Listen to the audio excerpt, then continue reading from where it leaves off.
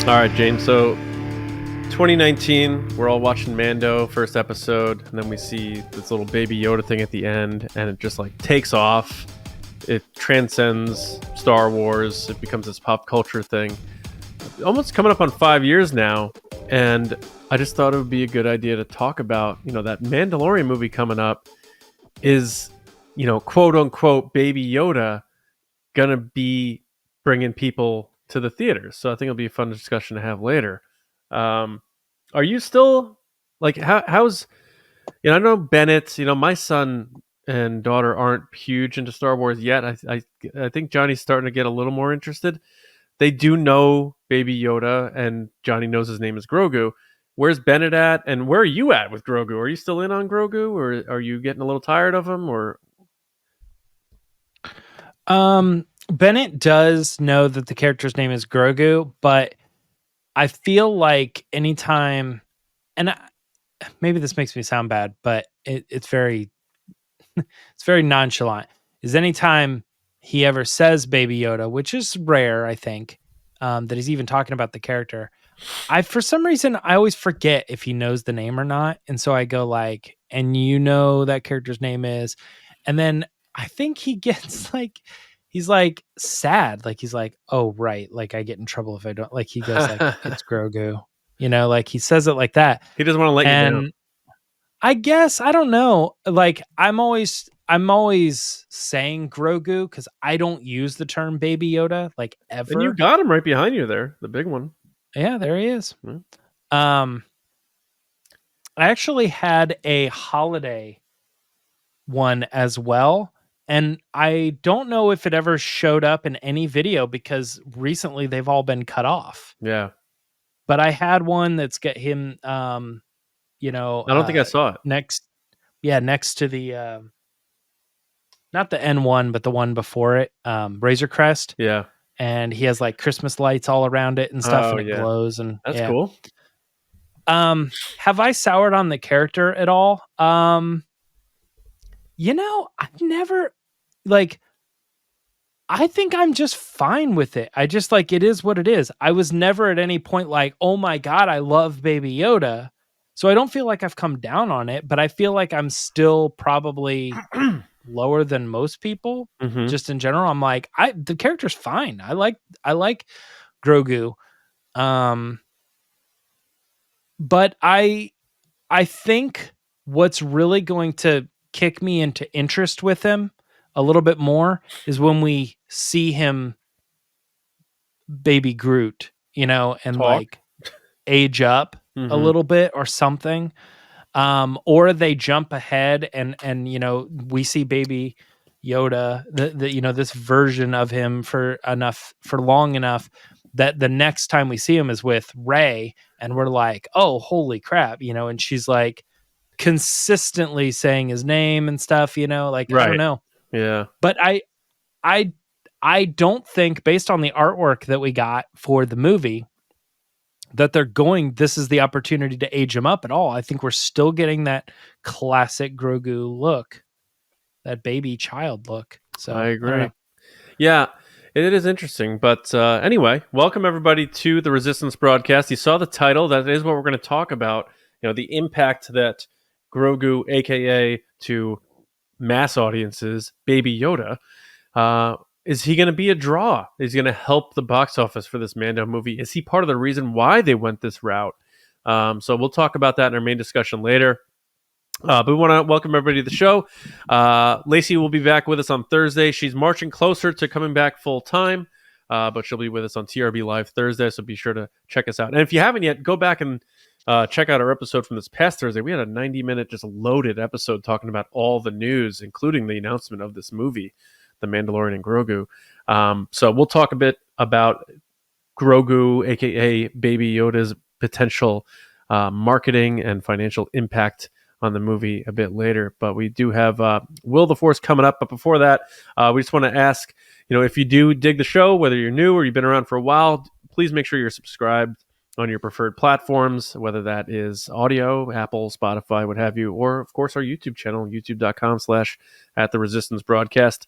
And if you haven't yet, James might not love this, but on Friday, we finally published my cash-in of the pie bet that took place in London, England at Celebration. So I got to put a payback for you because James in 2019 got to smash a pie in my face. And this time I got to get him back, but also Lacey. So it's a fun video. Be sure to check it out on the channel and share it if you think it's funny. We appreciate it. And then speaking of which, our patrons got to watch that early, and that's a part of what we do on our Patreon. I was gonna jump in. I was like, yeah, I think like Patreon right now currently is doing really well for us because we have just consistently filled it up with a lot of stuff. Like the pie video, everybody got to see that a little bit early. But on top of that, we did a huge Q&A this month where we went through for like nearly an hour answering questions, and it was live for patrons. And so we were participating the whole time. And just getting into the nitty gritty of like our personal lives and like other things that we're interested in. We did that. We also we do like bonus videos every once in a while. Like we just did the one about the rewatch of the lightsaber battle and stuff. So it's like there's stuff that we're doing over there that if you are a fan of the podcast, it's like it's not much to get in a month, but if you like the podcast, you might enjoy just getting a little bit extra. And not to mention just Discord in general. I think so many people just joined to be part of that community of being able to pop in and share and talk about Star Wars and Star Wars adjacent content as well. So it is cool, and it really helps us out because TRB is just the three of us, and we all have day jobs, we all have kids, we have a lot of responsibilities that all of you have out there, but we spend a lot of time to do this podcast twice a week, in addition to all the other extra stuff we do on Patreon. So if you are able to, definitely head to patreon.com. That's patreon.com/resistance broadcast. And yeah, tiers start at $5. There's a bunch of tiers, but that gets you in the base and lets you see all of our exclusive podcasts that we do just on Patreon and a bunch of the other stuff that James mentioned and more. There's a lot of stuff on there. So check it out. If you're able to support us, we really appreciate it. But if you're unable to, that's cool too, because we give you 2 episodes of the podcast every week. I don't know. I mean, I'm not into like podcast competitions or anything, but I'm not sure if there's other pods that do like 2 episodes every week. We're kind of crazy in that way. But anyway, we are here to do our podcast. And Will the Force is our first segment to kick things off, James. So let's fire it up. I fear nothing, for all is as the Force wills it. That's right. You know it, you love it. It's time for Will of the Force. Here we're going to pitch some questions and guess whether they will or will not happen in the Star Wars universe, the SWU, if you will. In addition to questions that we provide, TRB patrons, as we were just talking about, are also able to submit questions for this very segment. And we're going to kick it off with one of their questions just to kick off Will of the Force this week. This is actually coming from one of our generals. Matt Chitty is the person who sent over the question. Will the Mando and Grogu movie have the Star Wars theme and crawl? John, I'm going to kick it off with you first. What do you think about this? I think it will. I think they're going back to the formula, and I think the Star Wars theme and the crawl are just too iconic and recognizable, and also it's just part of the experience. Like anytime people talk about sitting in a theater and seeing a Star Wars movie, the first thing they often always talk about is that how it gets dark and then the blue text comes up. Obviously the Lucasfilm logo, the blue text, and then that boom. And it's just impossible to replicate, irreplaceable. And I felt a void with Rogue One and to a lesser extent Solo because it did like an abridged version. But Kathleen Kennedy said the crawls are coming back. And if they put out this first movie and it doesn't have it, people are going to be like, oh, she lied to us. So yeah. I think it will. And it doesn't mean that we're not going to get our Mando music. Of course. So I think we will. I was going to say, of course, I think the plan maybe at the time was that the Carls were going to come back for like the Rey movie and stuff. Yeah. And this is new information. No. What? It sounds like you're leaning. Sounds like I'm leaning towards no. Yeah. Well, here's the thing: is that Kathleen Kennedy did say that, and that makes me think that the answer to this question is yes. It has to be yes, because they said, look, we made a mistake. We didn't put the Star Wars crawl and the iconic music in a lot of these movies, and that was our bad. We're remedying that situation. So I think that means yes, it has to do it. But that does make me wonder about the Mandalorian music. Like, it's become iconic in its own right, and it belongs to these two characters very specifically. So what do you do? And I think the solution to that probably is starting with the Star Wars music. Yeah. You know, not that one, but you know, the main theme. And then yeah, going into just general music for the movie, but hitting that music exactly when it needs to be hit. So it's like the last scene of the second act or something, right as they decide to kick it in, you know what I mean? You're going to hear that boom, and everybody's going to be like, yes, it just got serious, you know? I like I think they're going to use that music to, like, they're going to feel like it's missing, and then they're going to hit you with it right when you need it. James, I don't do this often, but I just came about some news that has nothing to do with Star Wars that we need to talk about. Puck News just blasted out that Top Gun 3 is happening. Oh no, really? Yes. Oh no. Wait, is this an announcement, or is this in connection with Tom Cruise's deal with Warner Brothers? Or did they do that and then now they're announcing? It says Puck News, Matt Bellany, who you know I like, Top Gun Maverick co-writer Aaron Kruger is now officially at work on a follow-up to the 2022 mega hit that will reunite Tom Cruise with Miles Teller and Glenn Powell. Top Gun 3 coming. Yeah.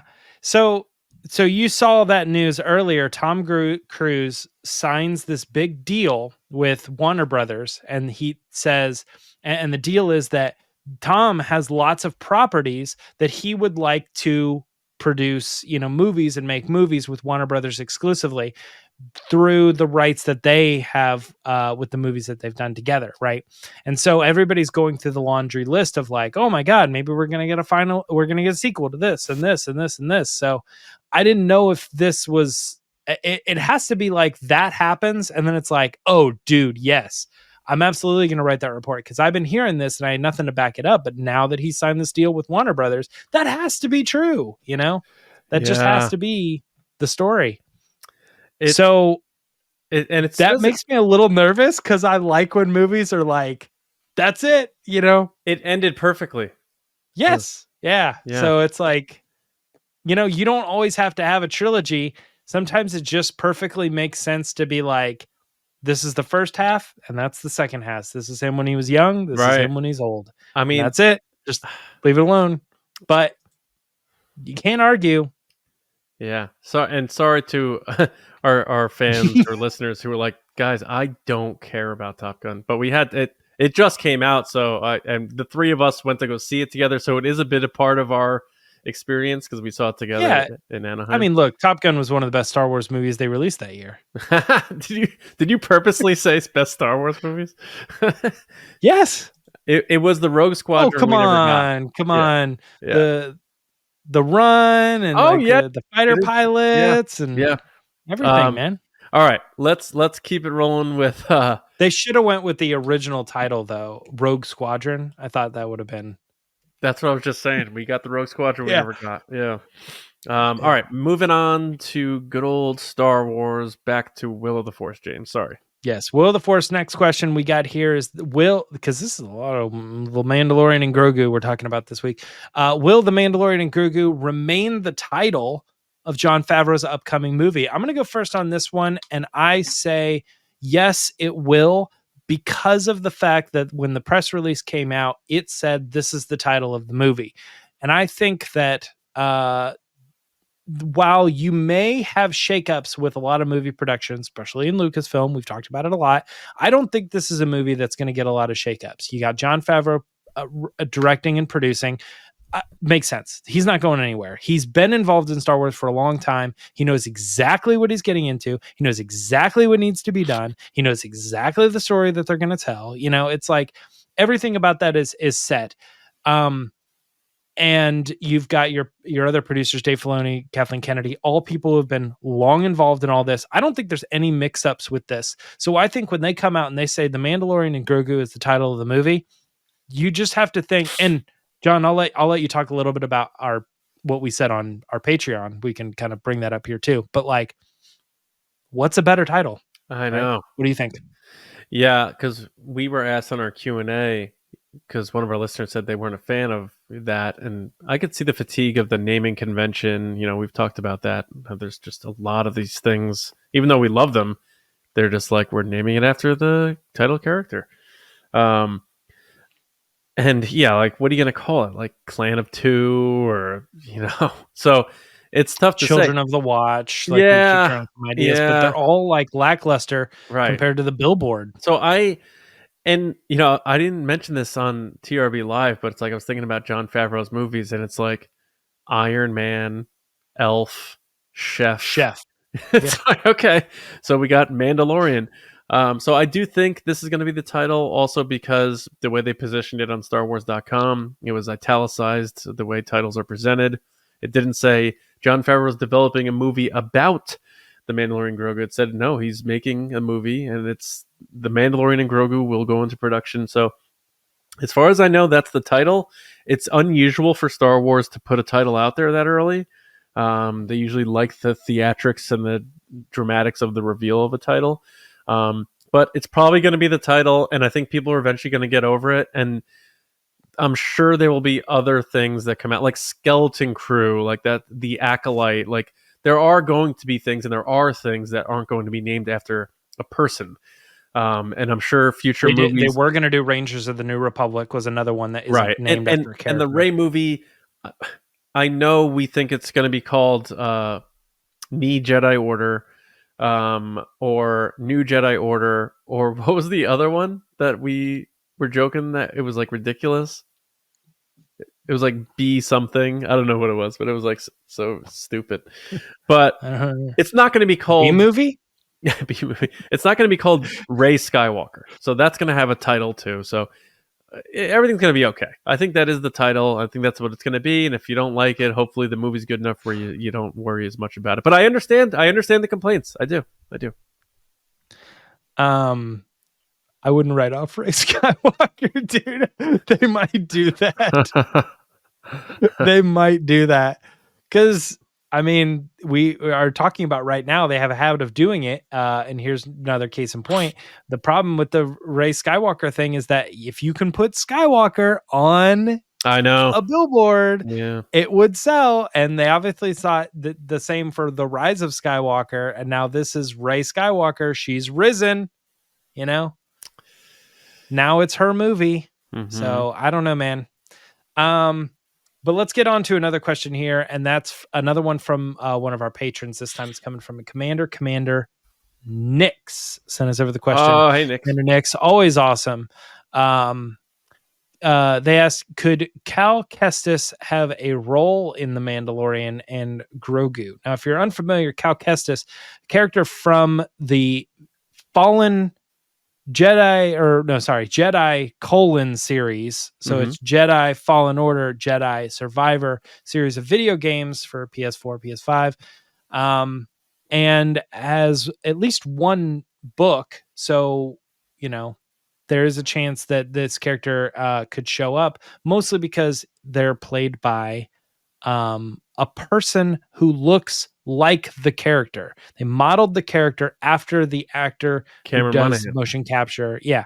And but less important than just who it is, which actually is he's a pretty successful actor in his own right. Anyway, I'm explaining it for people who might not know who Cal Kestis is, but I'm sure most people do. John, do you think there's a chance that Cal Kestis is going to show up in the Mandalorian and Grogu movie?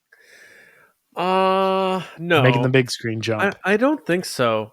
And And the only reason why, and if you do want that, Nix, or anybody out there, I hope this answer doesn't upset you, but it's just my thoughts, and I could very well be wrong, and he could show up. But my thing is the time and the age stuff, because James, correct me if I'm wrong, because I still haven't played the game, but he'd be about 40. 17 or 20 years older, and he's 18 or 19 in the second game, or 20 in the second game. How old is he in the first game? No, he's older than that, I think. So he's in his 20s, probably. So I think like early 20s, but it takes place around the same time as Obi-Wan Kenobi. So that's 9 BBY and Solo. Okay, so you're adding 9 years to his age. So let's say he's 23 years old, as I'm seeing in an article here. That makes him 32 at the time of A New Hope. 5 years across for the original trilogy. That makes him 37. And then Mando is like 9 years after Return of the Jedi or something like that. But you're also pushing it even further because you don't know how much longer it is until the movie happens. This dude needs to be in his mid-40s to late 40s at this point. So I just don't see it for that reason. And that reason alone.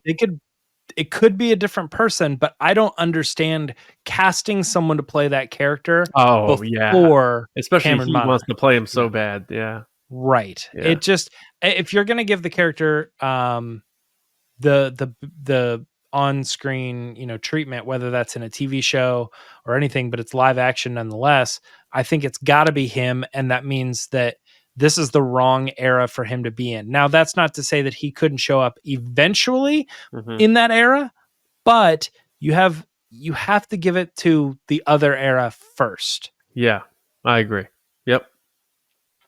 So we're on the same page with that one. Let's move on to the last one here. And this is kind of a quick one because we did get a super chat last week that sort of talked a little bit about this. So we'll give it to you quick, but we'll put our stamp of approval on this one. Will deep fake Luke Skywalker have a cameo in the Mandalorian movie? And I'm going to say yes. He will. Yeah, go back to TRB Live last Thursday for our full thoughts on this, but I'm saying yes too. Yeah, just really quickly, like, I think the thing about Luke Skywalker showing up is they already sort of tugged that string a little bit, and it worked really well.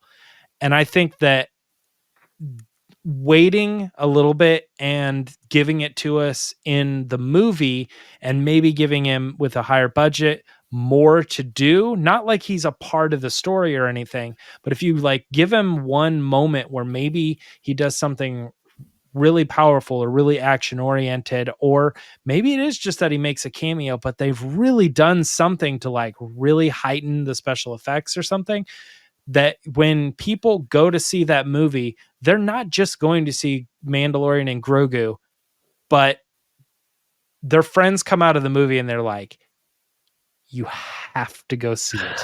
I'm not telling you what happens. I'm not telling you what happens, dude, but you have to go see this. And I think it's just that Luke Skywalker's in it. You know what I mean? And it's going to look like young Mark Hamill, and they're going to do something really cool. And I think that's what they're going to do, because they can't mess with Han. They can't mess with Leia. I mean they can. We kind of debated it. Yeah, but that's, I think, where we're both landing on the same page. Yeah. All right. Well, then that is it for the Will of the Force. But we are going to move on to our next segment where we're going to be discussing all that stuff about Grogu and Baby Yoda. So here we go. Let's go. Obi-Wan once thought as you do. Will Baby Yoda, and yes, we're using that term because it's going to be used to reach general audiences, bring audiences to theaters for the Mandalorian movie. So I came up with this, James, because we saw Indiana Jones this summer, and we liked it. Movie comes out and it doesn't do well, and we're like, what is going on? Indiana Jones movie now not doing well? And then we saw some Marvel movies stumbling, and the Flash bomb, and there were some successes that got a viral whirlwind, like Oppenheimer and Barbie that did really well, but the days of like the lock $1 billion blockbuster are gone, and I don't know if they're coming back. So I think first off, Star Wars fans need to temper their expectations. I think we focus and worry too much about box office these days. And I remember an interview with Lawrence Kasdan. I think he did with Clayton Sandell actually a couple years ago, where he said like he named like a couple of great movies from like the 80s or 70s or whatever, and he's like, tell me how much money that movie made, and he's like, I don't care, nobody cares about it. In the end, when these movies are years behind us, people don't look back and say, how much money did The Big Chill make? It's like, no, that's a great movie with an awesome soundtrack and all this stuff, great performances, and that's sort of his point. And I think we focus too much on box office. So I do think Star Wars fans need to temper their expectations with how this movie is going to perform, because I know what's going to happen. It's not, if it doesn't make $1 billion, which it probably won't, there's going to be people who are looking to take down Star Wars. It says like, look, it's not doing as well as this movie did or this movie did. So I think first we go into it tempering expectations on box office. Then from there, it's what will they do differently to market this movie? Because for every movie they've put out so far, there was a heavy opportunity to rely on nostalgia for TFA more than anything, because Star Wars is back, but also they're all back. And then Last Jedi, this is Luke Skywalker's movie. Come see Luke Skywalker. However people felt about that, people went to go see it because it was Luke Skywalker's movie. And then Rise of Skywalker probably had the hardest task because the three main OG actors weren't going to be heavily involved the way that people maybe were looking for The Force Awakens. Then you have Solo, of course, and Rogue One, same type of deal. Now we're talking about a new thing that was created in this era, in the post-George Lucas era. How are they going to market a new Star Wars movie that is the most disconnected from George Lucas? So I think they do have to lean on this little dude because everybody knows who he is. And even people who I'm friends with or people I know through people would come up to me who never liked Star Wars. And they're like, oh my God, I love The Mandalorian because of Baby Yoda and Baby Yoda and Baby Yoda. And if that sustains when they bring him back in all these commercials to remind people about that he exists and he's still adorable, I think it will have a major impact. So I think they're going to lean on Grogu, but they can't just lean on Grogu. So we're going to see him probably pop up on Jimmy Fallon, like Brian Ward did. Did you see Brian Ward? He did like a little art piece of him sitting on the couch. Of Colbert's studio. I thought that was brilliant. I think that stuff might happen. But they got to do other stuff, and they got to get Pedro out there. You know what I'm saying? They got to get people in the mix. They got to get Favreau talking about it, and they got to get clever with how they market this thing. Because I think if we saw with Indiana Jones, you can't just rely on Old Faithful, and you can't rely on one thing to bring people into the theaters. So while I do think he will help, especially getting kids in the theater, because kids are going to be like, I want to go see the Baby Yoda movie. And if one kid says it and another kid says it, all the other kids are going to want to do it. It's just like the popular toy at Christmas or the sneakers that everybody needs to have or the type of snacks. Kids like to be popular and doing what's popular. That will be a part of it. But the question is, I don't think it's enough. So I do think he's going to be a factor, but I'm curious at what else they're going to do to be creative to get people to come see a Star Wars movie that can't lean on the old stuff. What do you think? Well, one thing I think that is interesting about this conversation is the fact that for years we've sort of for years, like in the 80s and 90s and even early 2000s, we were sort of in this era where we said that there was movie stars and people went and saw movies because the movie star was in it, right? And we've moved away from that, but there's always been this like last little like there's only like a handful left of movie stars, and I actually think that we might totally be dead. I don't know that there's any movie star that draws all the time And I think it used the closest was The Rock. It was like The Rock couldn't do anything wrong. Every movie he was in was going to do Cruise? was. You say that, but I don't know that people went to go see Top Gun because it was Tom Cruise. I think people went and saw Top Gun because of the property, which is what we've been moving into for a long time. Fair, because the new Mission Impossible didn't do great, right? Yeah, the characters and the property and the title of what it is, it's Captain America. You know what I mean? Like it's the Avengers, right? That's why people are going to the movies.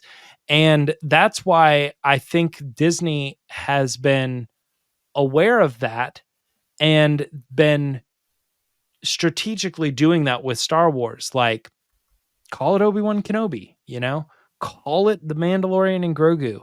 Because I think at the end of the day, being creative with the titles is not working as well as literally being like, we're going to market the character because we think that's the only reason you're coming.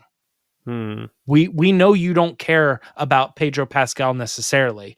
We know you like him. We're picking him because he's good, because he's charismatic with fans and things. Maybe he's a bad example because he's behind helmet in this, but you got what I'm saying. It's like they're still picking people to be good actors and famous celebrities to be in these movies, obviously. But I think Hollywood has become aware that we're not going for them. We're going because we're interested in that property, which is why over the past 20 years, we've seen even more like book adaptations and video game adaptations and anime adaptations on lots of streaming service, and start expecting to see even more in the movies, where they say like, oh, they did a Ghost in the Shell, for instance. It wasn't actually it was a TV show first, but it's beside the point. You get what I'm saying, though, is they're making adaptations of these properties because they think people will watch it just because they already know the title and they already know the characters. And so I think that we're talking more and more about this title, The Mandalorian and Grogu, and it's tough because we can't come up with a better name for it, because that's literally just like the perfect name. They have to go into this being like, hey, we can't name this movie anything else and say, oh, you know what it is? It's that Mandalorian thing you've been hearing a lot about. We just need to literally lead with that and let people go, I want to go see that. I think the only title that would be better for this movie, honestly, is The Mandalorian and Baby Yoda. Which will never happen. They can't do it. Yeah. But if they could, if somehow we lived in a world where it's just like, oh yeah, the title's the character's named Grogu, but like we just want to sell tickets, so we're just going to call it what we want people to associate it with, then I mean, that's a ridiculous notion. It would never happen, but you know what I'm saying? I literally think that's probably the only better thing you could call it. You know what's also interesting about this or is Baby Yoda and the Mandalorian. Marketing elements, because they've already, I'm not going to say they exhausted the market, but they put out pretty much everything you possibly can for Baby Yoda / Grogu toys for kids. Right. So they're going to have to do a couple things here. Change the outfit. They're going to have to, I think they're going to have to use Mandalorian Season 4, not just for storytelling purposes, but as a way to set up the Mandalorian movie to be able to be successful from other perspectives. So they're going to have to, have Grogu start talking in the Mandalorian Season 4. And they're going to have to do that because he can't just show up in a movie where they're going to be like this main focus. And yeah, movies are shorter than series, but it tells a heavier, more weighted story. He's going to have to talk in that movie. If it's the Mandalorian and Grogu, they're going to have to talk to each other. Whether he speaks English or not, whatever, but he's going to have to be able to communicate with him, like Han and Chewie, you know? So I think in Mando Season 4, they're going to have to start Grogu talking, maybe a different outfit, and then they can put out new toys like, here's Grogu talking, saying phrases. Maybe he gets a catchphrase that kids can start saying, and that becomes, you know what I'm saying? When you use a catchphrase, people are catched by your phrase. What's that from? It's from Popstar, but it's DJ Khaled, sort of. He's playing himself, obviously, because it's like an interview, but a lot of the people are sort of making fun of themselves when they're doing the interviews. So I guess Like all he does is not Mariah Carey going, "I'm probably the most humble person I know." Oh, she definitely is. Yeah, so I do think they're going to have to do things in Mando season 4, assuming they still do Mando season 4, but I think they are. To establish a new version of Grogu or an evolved version of Grogu, so that this movie doesn't feel like it's just the same coying little baby from the Mandalorian show that uses the Force sometimes and takes a nap. Like, we have to see expanded Force powers. We got to see him talk, and maybe in another outfit or something like that. And then the other thing I just thought about, because they are going to need to communicate with each other and have like a living space, they're going to either have to bring back another Razor Crest or get them a new ship, because the N1's not going to cut it for that purposes. It's like if they made a movie Luke Skywalker and R2-D2 and then they're just flying around in an X-Wing. It's like, when do they get to just like that's the beauty of the Millennium Falcon, or even if you want to say the Razor Crest, it's or the Ghost. There's an open space where these people can develop their relationships while they're traveling through space, and that's very important for storytelling, and they need to do something for that. So I think we're going to see a lot of this stuff in Mandalorian season 4, so that it's set up for the movie to succeed. What do you think about that? Well, they sort of do have a home right now, right? I guess. Yeah, I didn't think about that little home. Yeah. My understanding was they ended season 3 and they're like, that's it, the end of the adventures. We found a place to live and we're hanging out. But what's interesting is he's still wearing his helmet. And I'm like, really? There's no one around. You don't have any plans to go on any more adventures. You've already let him see you without the helmet. But I don't know. He's sticking to where he is with keeping the helmet on. But I would just think, like, in a totally private situation with basically your son, you would be okay doing that. But I don't know. I don't know what the rules are. You know what I mean? In this cult. So I like the idea that they have their home, and I almost sort of forgot about that. But if they're going to be out on an adventure or whatever, like, we never saw Obi-Wan's home again once they left to go. I don't disagree with the N1 thing. Like, I think like what they could do is they could have a bigger ship, but then like, all right, I'll do it myself. The doors open up and the N1 falls out. You know what I mean? And he's like the cockpit. He's been in it, but it falls out. And then you have a toy that has like both the bigger ship with the N1 like built into it. Sort of like just the Ghost with the Phantom sort of thing. It just seems like it has to happen. Yeah. Yeah, I like that idea of a bigger ship. And I think that they might be establishing that where they are right now is they're like going to be home base, home planet. That's where they live. I don't know that they would do anything crazy like trying to blow that up, but I kind of want to get back to this like Baby Yoda bringing audiences to theaters. Cause you know, I mentioned on TRB Live, if anybody listens to that episode, that I have a coworker that when I said, hey, did you hear about the news? They're doing a movie called Mandalorian and Grogu. The person didn't know who Grogu was. And I said, it's Baby Yoda. And they said, oh. And I don't think that's uncommon. I think that a lot of people still to this day, even though they do what they can to push that character's name, I still think the vernacular around that character is that is Baby Yoda. So you know what they're going to do? They're going to... What are they going to do? Like with the marketing of this, whatever the first TV spot or trailer is, it's going to be him front and center on camera and the Mandalorian calling his name. So people like make the association. And he's going to be visually all over everything so that people do make the connection that, oh, I kind of figured his name wasn't Baby Yoda. Oh, that's his name? Oh, okay. So he's going to be in it. And I think they're going to have to hit that early, like head on, so that people can make that connection. So I don't think it's going to be as big of a hurdle. I think they'll be cognizant of that. Because they've even said, even though Jon Favreau sometimes still says Baby Yoda, I think they I could be wrong, but didn't in the gallery or something, once they revealed his name, they were like, you can't call him Baby Yoda anymore or something or Kathleen Kennedy said that. I forget what it was, but they don't It sounds like a rumor to me. Like somebody said, like on Star Wars Productions, you're not allowed to call him Baby Yoda. Yeah, maybe. And it's like, but I don't know that is actually true. I don't think it's going to be that big of a hurdle, but I do understand your point that the name, like putting the name in the title, doesn't guarantee people are going to be like, yeah, that's him. But I think if they load us up with visual marketing, whether that's on TV, internet, posters, on the side of a bus in New York City, billboards in LA.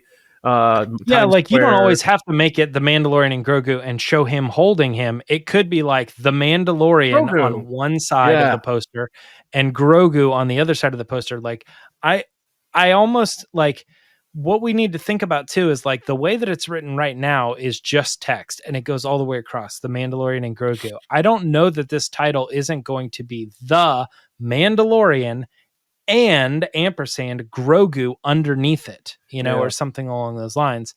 It could be long and then they go like the Mandalorian is always left, Grogu is always right. In all marketing, all posters, you put the two characters, you never put them together. Well, maybe they do. They probably have to. Maybe they do market it as like Dumb and Dumber. You know what I mean? Like, I'm trying to think of any other movie where it's like this person and that, like if it was called Buzz and Woody, or whatever. Yeah.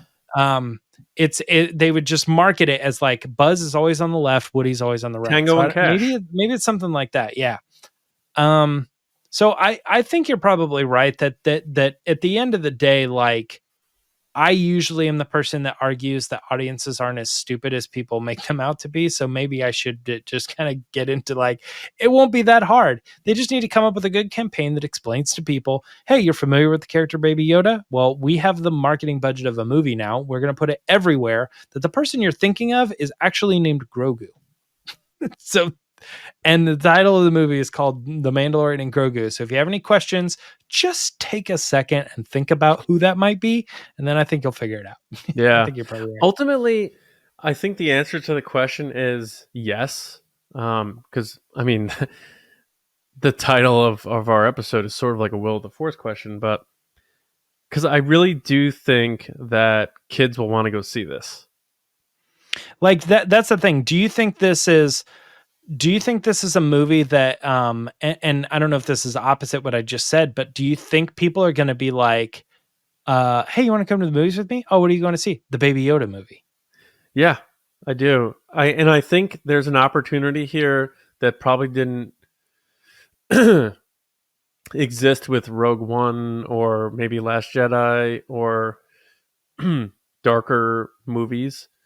Like maybe even Indiana Jones. I don't know if people took their family to go see it, but with this one, I could see me, packing my kids into the SUV and driving to the theater to go watch Baby Yoda on the big screen. And I think this could become the next Star Wars. Let's, as a family, go watch the new Star Wars movie. And Jon Favreau is no stranger to, making movies that families can go see, Jungle Book, Lion King, Elf. I think I'm curious. Do you think this takes the tone of The Mandalorian, or I would think it would have to, or do you think they go lighter? Well, to make it even more family fun? I think The Mandalorian is light in a way because it is very pulpy. Yeah, it is true.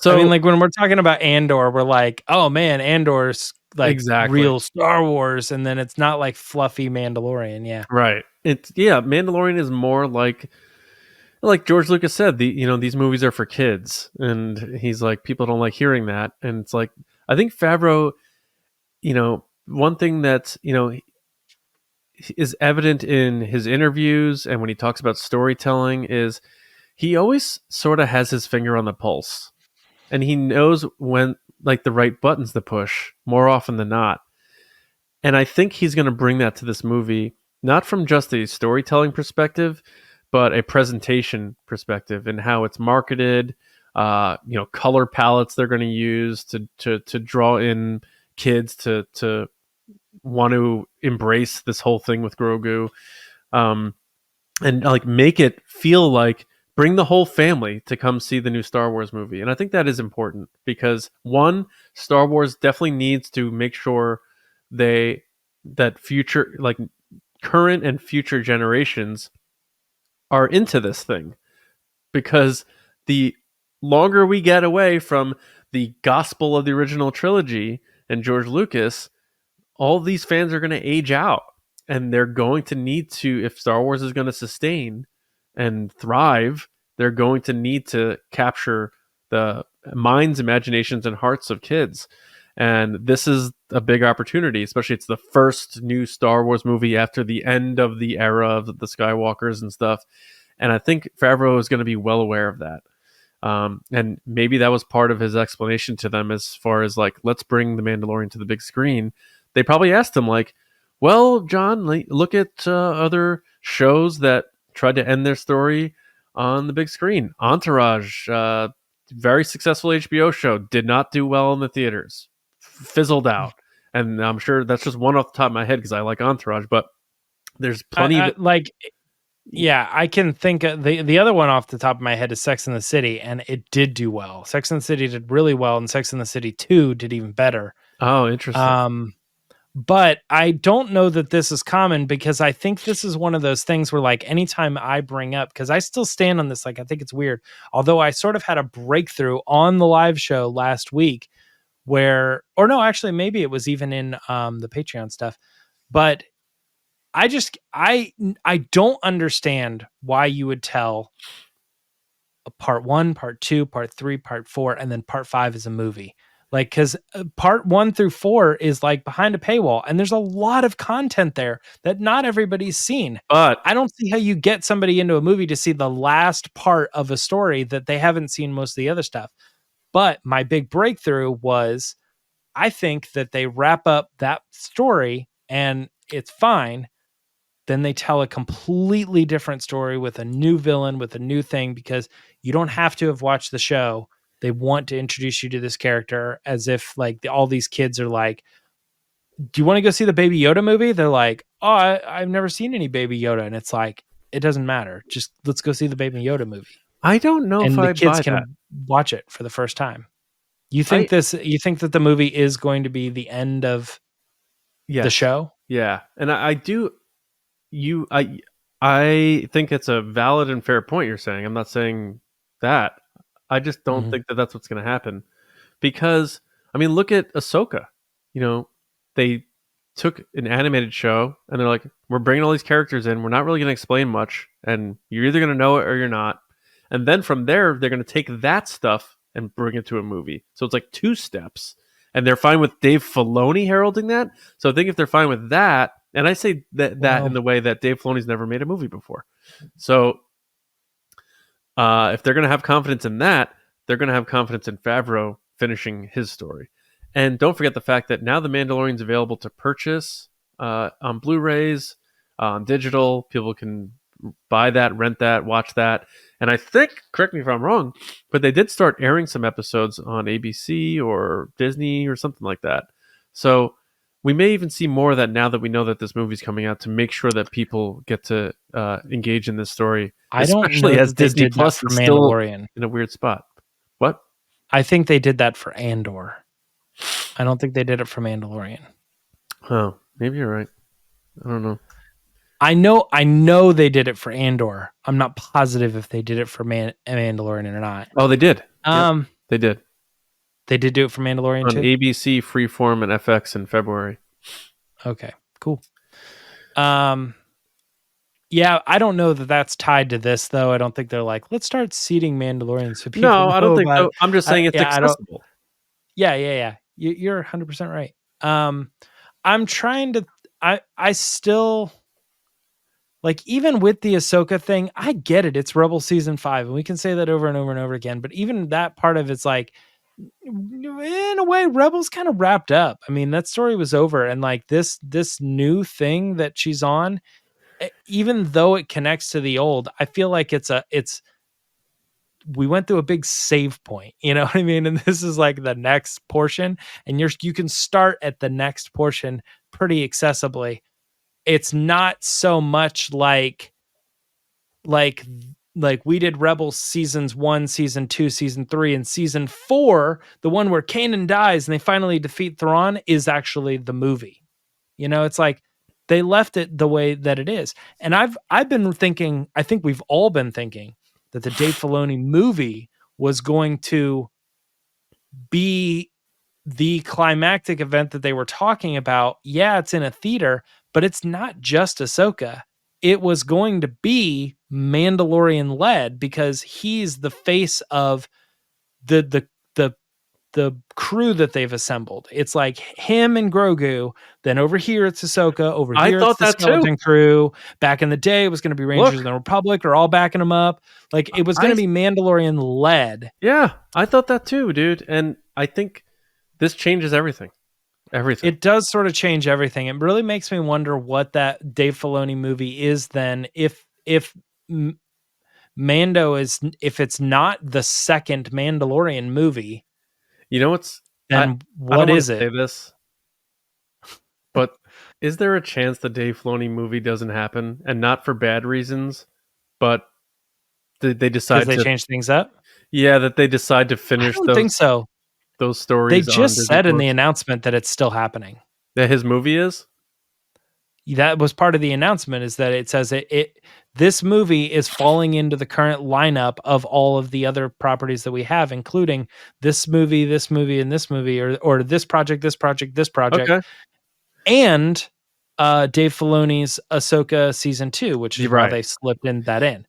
I So with the announcement, they confirmed that Dave Filoni's still working That's on good. his project. That's good. I was just thinking, like, because I had always thought, well, if Dave Filoni's doing that movie, like, they got to have Mando and Grogu in there for a lot of the reasons we've been talking about in this episode. And now that I think, my thought is Mando's being, he wasn't even in with them really. He's getting his own movie. He's going to end his story that way. Then it's Ahsoka versus Thrawn, and it's a brand new. I don't think that's enough for a movie. Correct. I'm not I really agree. sure what's going on. I agree. So it's going to be interesting. And I don't think it would be pulled back for bad reasons. We'll find out in necessarily. 2027. It might be just, we got Ahsoka season 2. We can probably finish this story where it started over here, because we're not sure if Ahsoka is marketable enough for mass audiences. Now, diehard fans are going to hear me say that and say, like, get out of here, Ahsoka's so popular. But it's like, she's very popular for very diehard Star Wars fans. My brother has not watched Ahsoka. He has no interest. Mhm. He doesn't know the character, doesn't really care. Mando, he likes. So I use him as my measure. I know there's general audiences are probably not super familiar with Ahsoka. I would be nervous if I was Disney or Lucasfilm if Mando's not involved, and this is just my theories, if he's not going to be involved or a big part of Filoni's movie, to say like, all right, Dave, you're getting your first feature film, and it's going to be led by Ahsoka versus Thrawn.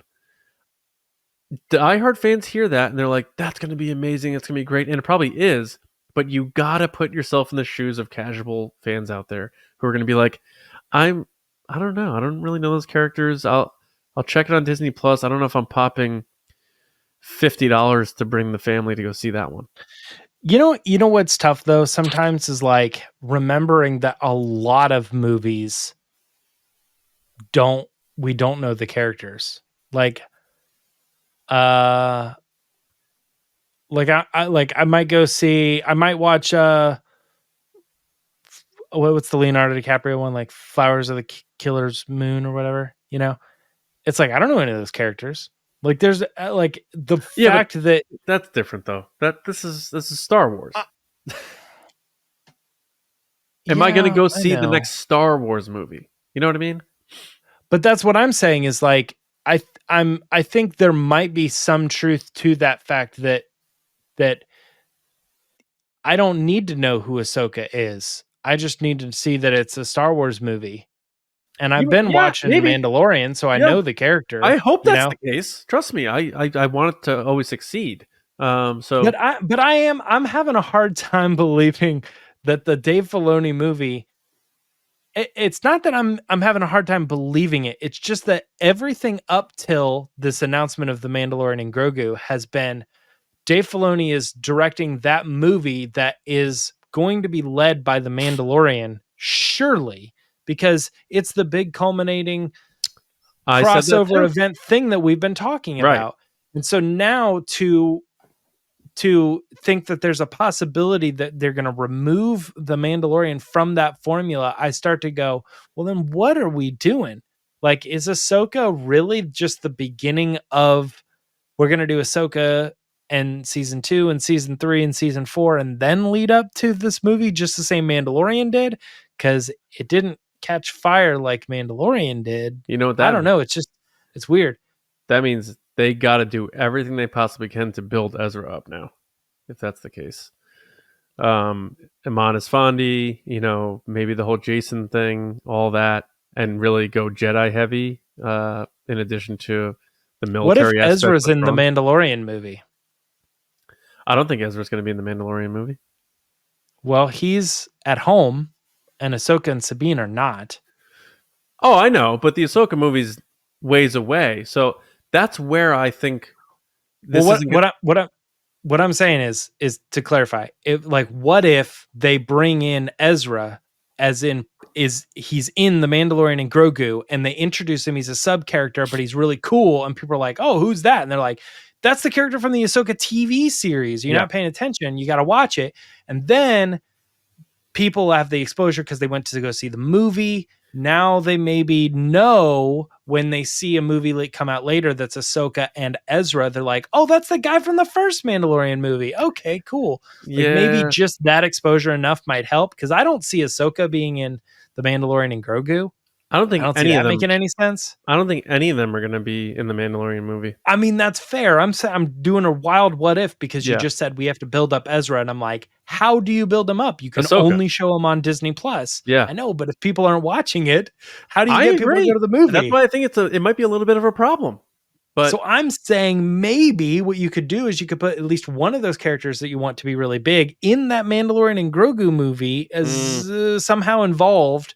Then you have a little bit of crossover, but I don't want the show to be, the Mandalorian and Grogu and also Ahsoka and also Ezra. I don't think they're part of it. I think they're just maybe possibly in it to build up other stuff, other content. I don't know, but when I try to connect all the dots here, it's like, all right, the Mandalorian movie's coming out before the Ahsoka movie, obviously, or not the Ahsoka movie.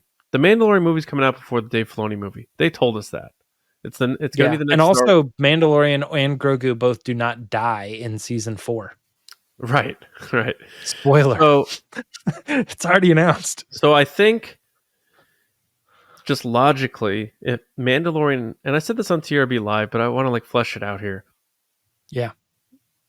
Mandalorian's getting his own movie where he's the main character. Him and Grogu are the main characters. It's focused on them. How are you going to tell me, unless the character's going to keep going and going and going and going, which I don't think it is, because I'm just guessing, but I don't think Pedro Pascal seems very interested in doing this forever. You can't give him his own movie, this big, huge story, and then have him show up in another movie as a bit part where he's not as big as he was in his own movie and end it there. That doesn't make any sense to me. So, well, that's why I sort of disagreed with you on TRB Live, because you're saying that he would be reduced in that Thrawn Dave Filoni movie. Mm-hmm. And I'm like, I never pictured he was. I pictured he was the headlining character. I figured that movie would be called The Mandalorian versus Thrawn or whatever, and it would be billed like that. So to say now we're getting Mandalorian and Grogu, he's the title character, it's his first movie, okay, cool, he's a big deal. I don't think he's reduced necessarily if he makes it all the way to that movie. I just think there's a possibility that it's just, but it's weird to announce The Mandalorian 2 before you announced 1. Yeah. But that's sort of what's happening if what I'm saying is true. They announced 2 before 1. I think this was a recent decision for the Mandalorian movie, and I think it's going to change a lot of the things that we were previously told. Which is so unlike Lucas. Yeah, we shouldn't be. We should be so surprised by this. So, but either way, I think it's good stuff. So, back to I guess my closing point on the Grogu thing. I think he will help make Star Wars this sort of family theatrical event again. I do think he's still going to be viable with kids, and even 4-year-olds or 3-year-olds who met Grogu in 2019 are now 8, 9, 10. They have opinions. They'll be like, "Ma, I gotta go see that movie. Gotta go see the new Star Wars movie." But then there's new kids. Lacey's baby, who's 2 now, loves Grogu. She'll be 5. So it's like all these kids are going to want to go see this movie.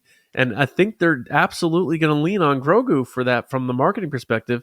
They're going to market him to the kids' channels, to the YouTube kids, obviously on the internet, Disney Plus, all of that stuff. And they're going to they'll probably have Grogu on Sesame Street. They'll do everything they can to make sure kids are like, I got to go see Baby Yoda. I got to go see Grogu in the theaters. So I think that it is going to be a big factor, but they have to make sure they do some other stuff, and they have to reinvent their approach to marketing, because like we saw with Indiana Jones, you can't just put the old classic out there and say they're going to come, because they may not show up. So that's my prevailing thought. Yeah, like you can't just stick them on a Denny's menu and say baby pancakes.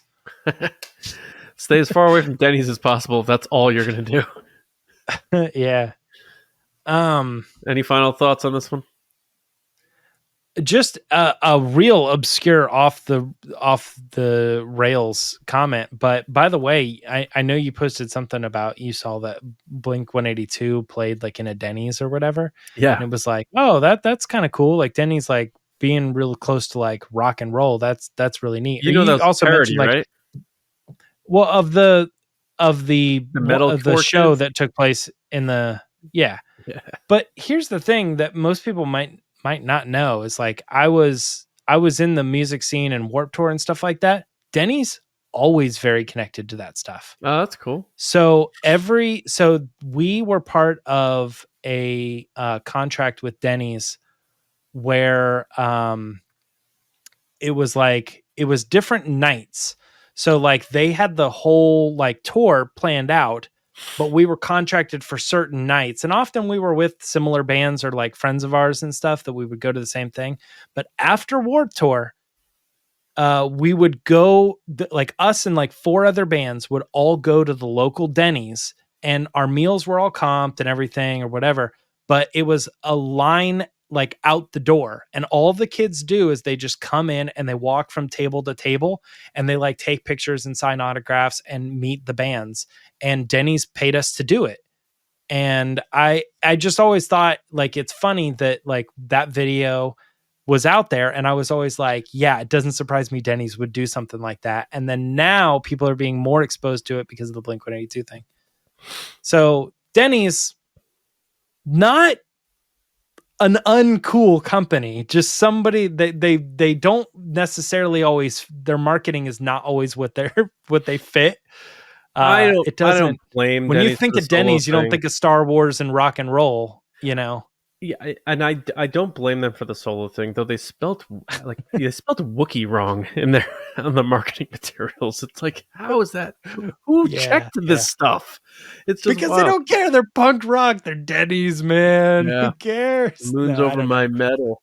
I thought it was kind of funny ended because we're talking so much about Denny's recently, but about the Grogu thing, yeah, I don't know how much more I can add to it. This whole thing, man, I think we're going to spend the next couple days, next couple weeks, next couple months, probably really soaking this in before we get any more news. I don't think we're going to hear much about this for a long time. And I mean, probably not till Celebration. I think this is it for the news. until Celebration, probably. Official news. You're going to get people like Dave Filoni or somebody being, asking a question like, so you're doing the Mandalorian movie? And he's like, yeah, but he's not going to say anything. I think this is basically it. You might be right. I hope not, because I want to hear if it's going into production this year, and if they are doing season 4, I'd like to hear something like cast or We always said that though. We don't want Star Wars to be as secretive as they have been. I think the cast is going to be very simple. I think it's going to be Oh yeah, not Gina Carano. Let me tell you that. No, but what about Carl Weathers and stuff? Yeah, Carl Weathers would be in it. Yeah, probably like cameo, Pelimato. Dude, Carl Weathers, hell yeah. Well, I'm just saying, I know it's called The Mandalorian and Grogu, but he might be dead by that point. Who's gonna be too? You know who's gonna be in the Mando movie? Boba Fett's gonna be in the Mando movie. Oh, that's interesting. Yep. You know what? You say that though, but you don't put Boba Fett, you don't somehow figure out a way to no, because he's probably just in it, man. That's crazy to me to think you're gonna put Boba Fett just in a theatrical movie and it's not Boba Fett related at all. That's the most Boba Fett thing to do, dude. That's probably true. You just pop him in. Boba Fett's great in small doses, but that's what we found out. Oh my God. Well, you know who doesn't know that right now? Tamara Morrison. And you know who's thinking that right now? Tamara Morrison. He's like, I freaking hope they put me in that movie. Tamara Morrison's family. Yeah, his checking account. He's gonna call up Jon Favreau. Hey, Johnny, saw a movie was coming out. Yeah, he's like, what if we call it The Mandalorian, Grogu, and Boba? Yeah, I have Boba Fett. He does the haka dance. I love the guy, man. I hope he gets to play Boba a bunch more. But all right, good stuff. I hope everyone enjoyed the chat. So let us know what you think about Grogu and how they're going to utilize him and market the next era of Star Wars movies in an ever-changing landscape of the theatrical experience. So we want to thank everybody for listening, watching, being a part of TRB. Make sure you are hitting up Lacey on social media at Lacey Gilleran. She'll be back with us on TRB Live Thursday. I'm at Johnny Hoey on social media and my movie podcast, Just Like the Movies. Check that out if you would like. We're doing American Pie next, the original. James, how about you? You can find me on social media at Myra Trunks. All right. Make sure you are subscribed to our show on all platforms, as we said before, and spread the word. We appreciate it very, very much, as clearly big things are ahead for Star Wars, which means we're going to be busy, and we like that. A special thank you to our patrons. We said it at the top. If you want to support us over there, we appreciate it. But the Generals and Spice Runners, thank you to Carmelo, John RISI, Jetta Rosewater, Frank Grande, Nick Kratz, Chris Morales, Brian Smith, Matt Chitty, Danny, Mike Rumori, Brendan McLaughlin, Sneaky Zebra, Colin Cormier, Diana, and Dave Hornack, and the Spice Runners, David Probus, Neil Shaw, KENDALL, GELNER, Andrew Staley, Jeremy Myers, and the THEFORTWORTHIAN. And all of our listeners, supporters, however you like TRB, maybe you just bought a t-shirt once, Make Solo 2 happen, and that was enough. Whatever. If you like our show and you like Star Wars and you're cool, we love you. We'll be back Thursday night, as always, for TRB Live. And, of course, on your podcast apps thereafter to talk more of the latest news. And who knows what's going to come out this week. Today's Martin Luther King Day, right? So happy Martin Luther King Day to everybody. If you're off from work, hopefully you were just chilling and checking out maybe the YouTube version or something. But either way, have a great week. And we'll see you next time right here on the Resistance broadcast. See you around, kids.